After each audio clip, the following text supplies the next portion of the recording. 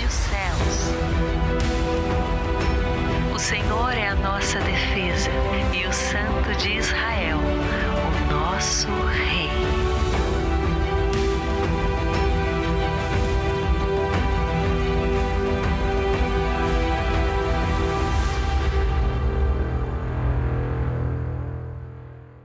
Bem-vindos ao Karina em Israel, caminhando pela Bíblia.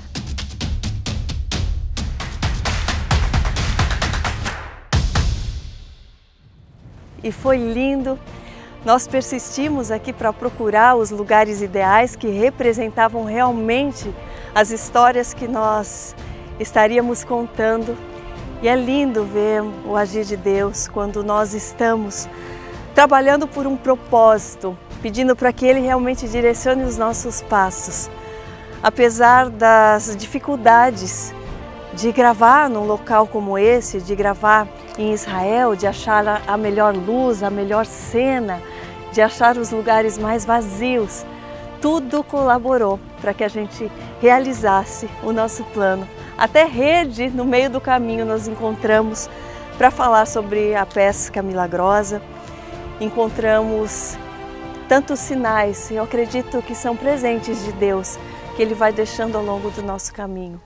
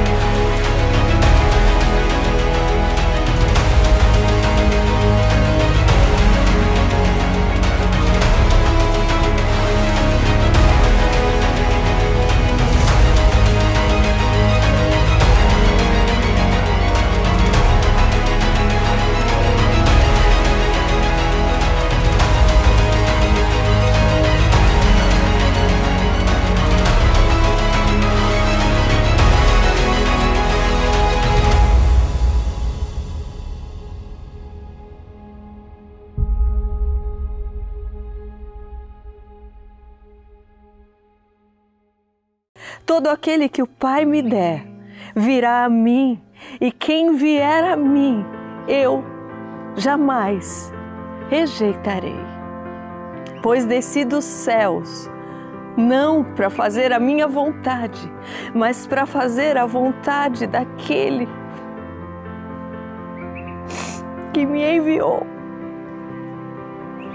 E esta é a vontade daquele que me enviou, que eu não perca nenhum dos que Ele me deu.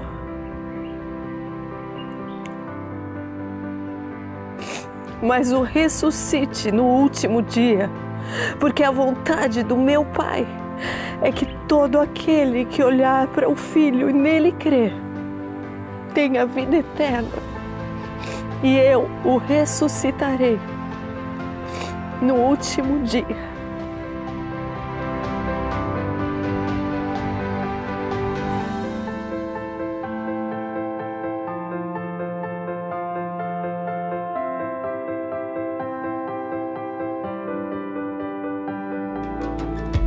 É Jerusalém, a cidade santa, a mesma que Jesus tantas vezes observava deste mesmo lugar, onde eu estou, no Monte das Oliveiras. O milagre do Jordão também nos revela que é preciso perseverar.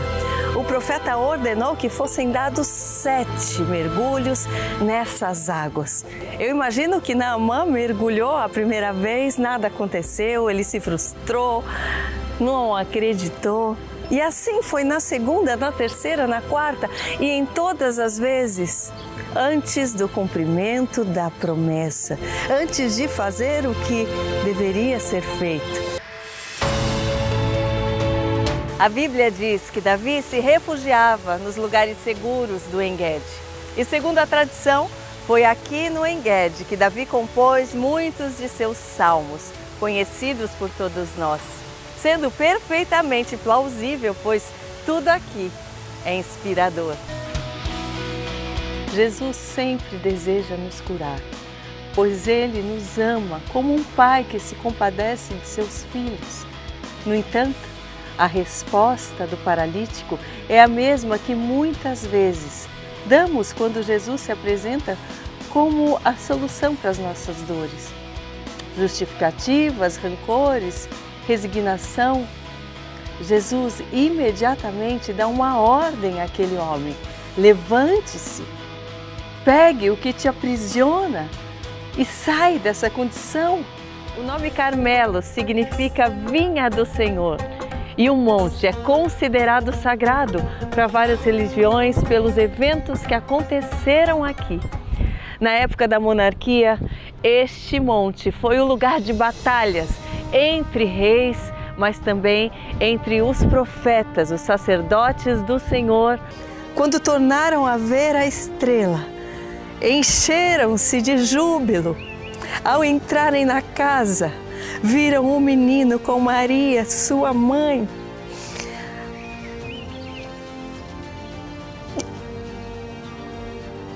E prostrando-se, o adoraram.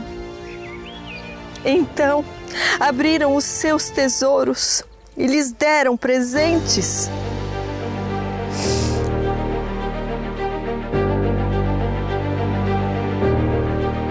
A história da transfiguração de Jesus. Segundo a tradição, foi aqui, no topo do Monte Tabor, destino de muitos peregrinos e muitos fiéis, onde hoje está construída a Basílica da Transfiguração. Foi aqui, segundo a tradição, que houve a transfiguração de Jesus.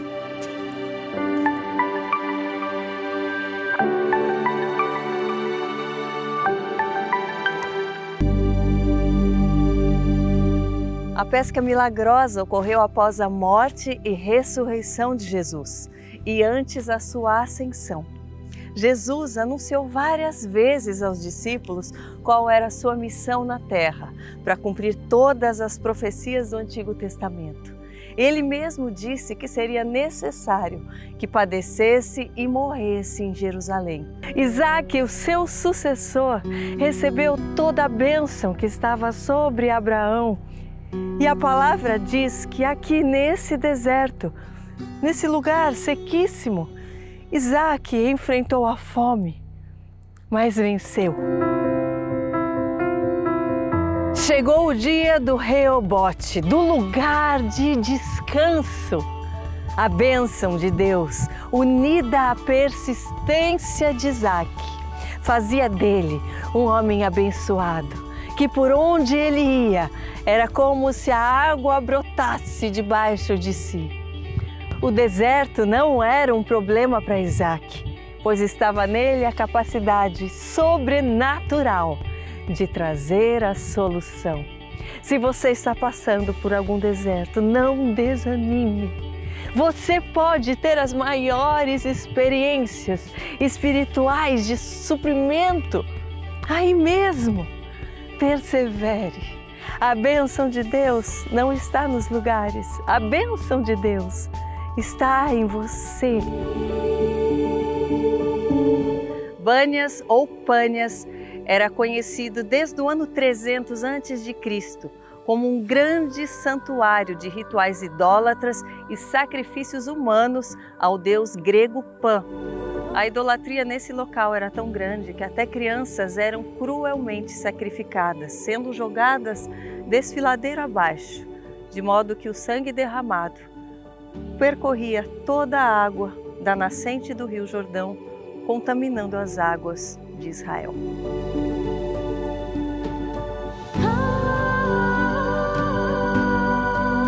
Há um simbolismo muito sério aqui, porque uma vez que os sacrifícios aos ídolos ocorriam neste local, na nascente do Rio Jordão, e contaminavam todo o rio, a nação toda estava sujeita à maldição daquelas entidades espirituais.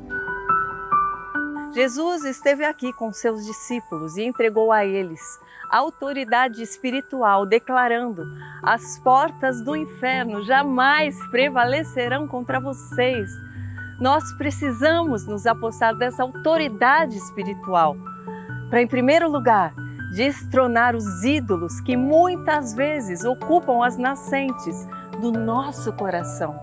A palavra nos fala em Provérbios 4:23, sobre tudo o que se deve guardar, guarde o seu coração, pois nele estão as fontes da vida.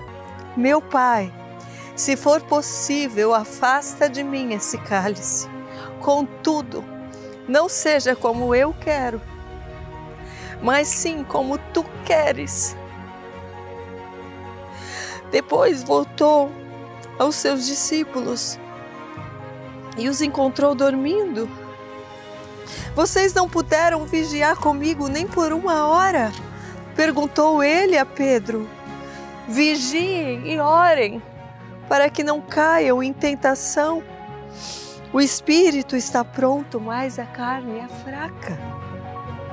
E retirou-se outra vez para orar. Meu Pai, se não for possível afastar de mim este cálice, sem que eu o beba, faça-se a tua vontade.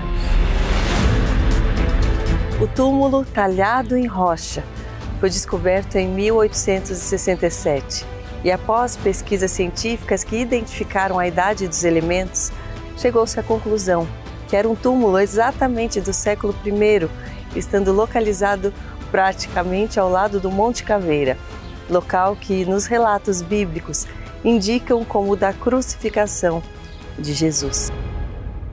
Ao redor do túmulo há um jardim que se tornou um centro de peregrinação de pessoas do mundo todo que podem testemunhar em uma só voz que Ele não está aqui.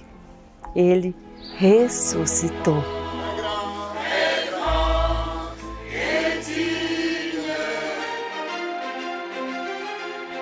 Jesus era um líder presente e por isso tantas e tantas vezes adentrava o barco de Pedro e André, Tiago e João, para se achegar às cidades do entorno do mar e assim realizar a obra que Deus havia lhe confiado. Jesus não tinha pecados e, portanto, não tinha motivo algum para se batizar, pois quem não está sujo precisaria se lavar. O batismo que Jesus estava inaugurando não era só a limpeza que os essênios pregavam. Em Romanos capítulo 6, verso 3, a palavra nos diz que todos nós, batizados em Cristo, somos batizados em sua morte, sepultados com Ele, para que, como Ele ressuscitou, também nós ressuscitemos e andemos em novidade de vida. O tabernáculo de Moisés foi construído por ordem de Deus, enquanto o povo estava no deserto, saindo do Egito rumo à terra prometida. Nesse deserto é possível desbravar montanhas avermelhadas, ricas em cobre milenar, sarças, acácias e tamareiras, tal qual o povo de Israel também encontrava pelo caminho. Agora envie mensageiros a Jope e mande chamar Simão, que também é chamado de Pedro. Ele está hospedado com Simão, curtidor, cuja residência está situada à beira-mar. Logo que o anjo lhe falava, se retirou. Cornélio chamou 2 dos seus servos e um soldado piedoso dos que estavam a seu serviço. Em toda a Bíblia, vemos analogias em que pastores se dedicavam ao extremo para garantir os cuidados com a ovelha, muitas vezes não recebendo nada por isso, apenas porque tinham essa vocação e missão, como Jacó, Davi e o próprio Jesus.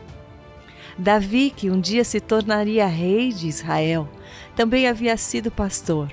E justamente porque tinha experiência e vocação para falar desta relação entre pastor e ovelha, pôde enxergar que a natureza estava manifestando a relação do próprio Deus com o seu povo. Caio, como é ver aquilo que você também imaginou, aquilo que você colocou no papel, você vendo isso se realizar? Para nós é uma alegria, é uma realização estar aqui com você, Karina, fazendo com que realmente a Bíblia possa ser explicada de forma tão simples, mas tão poética, para que as pessoas tenham acesso a esse conhecimento e também tenham as suas vidas transformadas. É um privilégio estar aqui, é um privilégio que a Hebron faça parte disso também, e eu estou muito feliz e muito grato a Deus.